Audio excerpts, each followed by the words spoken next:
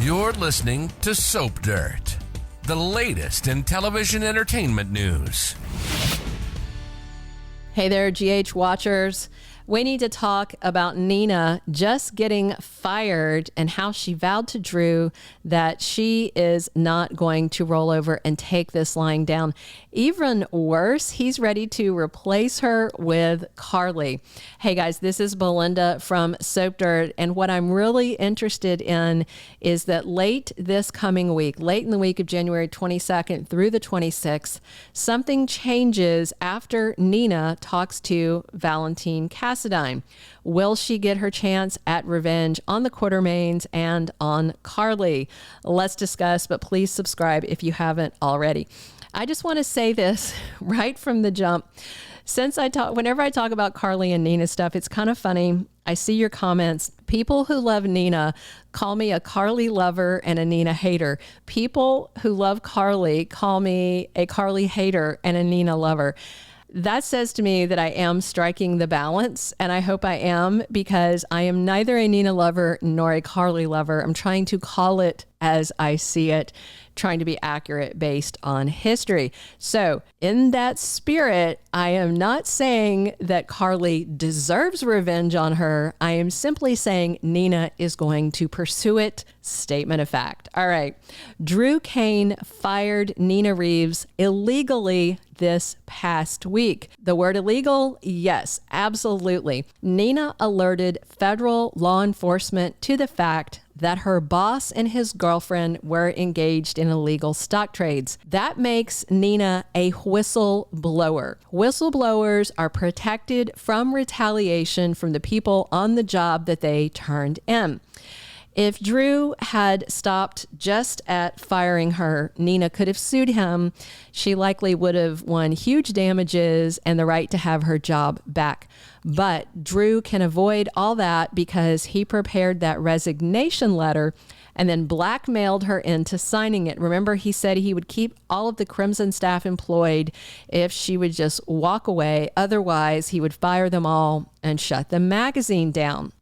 So even though Nina signed it, I mean, honestly, she probably still has a case because he fired her, put his co-conspirator from the insider trading into her job, and basically had Nina sign that resignation under duress.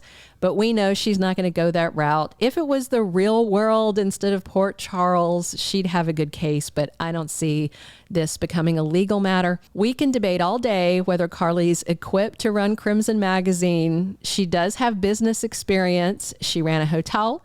She has been running Bobby's restaurant, but she's also been kind of overwhelmed with too much business and not enough help at Bobby's. So that makes me question, how is she going to have the time to run Crimson? Maxie is busy at Deception, and she's not going to leave Deception because BLQ is trying to give it to her.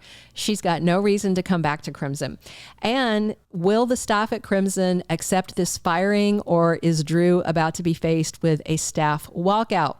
Will advertisers ditch Crimson now the magazine is in the hands of someone they don't know and who has no experience with publishing? We'll see, but I suspect Drew would rather let Crimson die than put it back in Nina's hands. So there is a confirmed spoiler for Friday, January 26th that says Valentin Cassadine has an interesting offer for Nina.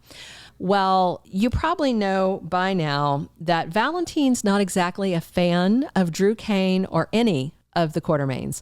Remember, BLQ tricked him into thinking they had a baby to try and screw him out of his shares and his CEO seat. So I imagine that Valentin is still holding a grudge. And let's not forget, Valentin adores his ex-wife, Nina. And she really helped out Charlotte Cassadine by deleting that security footage at the Metro Court so that his daughter wouldn't be arrested for vandalism. And let's remember, Valentin's single, and now Nina is too, so he might dangle an offer to her that lays the groundwork for them to get closer in the future. So I suspect that this Valentine thing is either a one-off scene he filmed ahead of time, or maybe a phone call or a video call between Nina and Valentine, because James Patrick Stuart is supposed to be off on a 6-month leave of absence. He's already out on it now. So I suspect this is just going to be a limited conversation for him to make this very attractive offer. So what is the offer and how would it benefit Nina? So I suspect Valentine has heard that Drew fired Nina, and that could be why he's calling her, is to offer her the chance to get back at Drew and Michael and Carly and everybody that she's angry at. And I suspect that this offer is about the fate of their family business, ELQ. In case you don't remember, Valentine controls 50% of the voting stock. Between stock he owns, stock he controls, he's the one who's making the decisions. Everybody else would have to line up against him to make this happen, to oppose it. So other Quartermaines own stock and votes, but not nearly as much as him.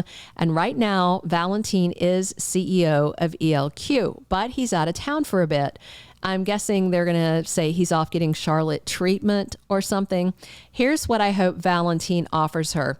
I'm really hoping he asks Nina to fill in for him as CEO of ELQ since she's not at Crimson anymore. So I have seen people kind of discussing this theory because it's been, kind of kicked around since we first saw the spoilers for this week. No, he does not have to get the board's vote to put her in as CEO. He just doesn't officially declare her CEO. He can declare her his proxy, his acting CEO who's caring for things while he's temporarily out of town. That would avoid the whole board thing, because then basically to get rid of Nina, they would have to go through the process to get rid of Valentine as CEO, to get rid of her as his substitute CEO. And since Valentine is doing a good job, a lot of people don't want him out. So if this is the offer that Valentine makes, and we don't know for sure what the offer is, but Nina would jump at it because she is in a mood to slap at people that she feels have slapped at her. I'm not saying she's right or wrong. Don't yell at me in the comments. I did a video about the ways that she might lash out, but this is kind of a whole new twist on that. Can you imagine the freak out among the Quartermaines if Nina winds up running their family business? I mean, that would be kind of incredible. I think it would infuriate Drew. I think the rest of the family might blame Drew for it because she wouldn't be there had he not fired her from Crimson. I think it would absolutely infuriate Michael. I think it would be incredible for them to walk into the ELQ office and see Nina sitting there with a triumphant smirk on her face. Talk about soapy drama. It would be nuclear. I'm not saying she deserves to be CEO. I'm just saying this would be soapy good drama. I can only imagine the Quartermaines would go into a tizzy, but their hands are probably going to be tied. Valentine, again, controls half of the voting stock. So as long as he doesn't try and pull off a board vote, I think he could slide her in there as his substitute, basically. I'm guessing Nina would leave if she got Crimson back, but otherwise, I think if she gets this offer, she would stay right there at ELQ just to irritate everyone. So for that reason alone, for the soapy messiness of it, I really hope this is the offer that Valentine makes Nina. There's no confirmation yet, but I am looking forward to more angst, more fallout from the whole SEC reveal. We've waited so long for the reveal that now we're getting all these ripple effects and aftershocks, and I'm really enjoying it. Right now, Michael is working at Aurora, running it for Drew, which he was doing while he was in prison. Ned was hoping to be back at ELQ, but neither Drew nor Michael nor Ned is running ELQ. That's still Valentine. And I think they're all going to be blocked if Valentine temporarily hands the reins to Nina until he's back in town. I think this would be a really fun, soapy twist. Drew and Carly are feeling really good. They think they just got epic payback on Nina. They took Crimson that she loves, and Carly's taking her place. Ha ha ha.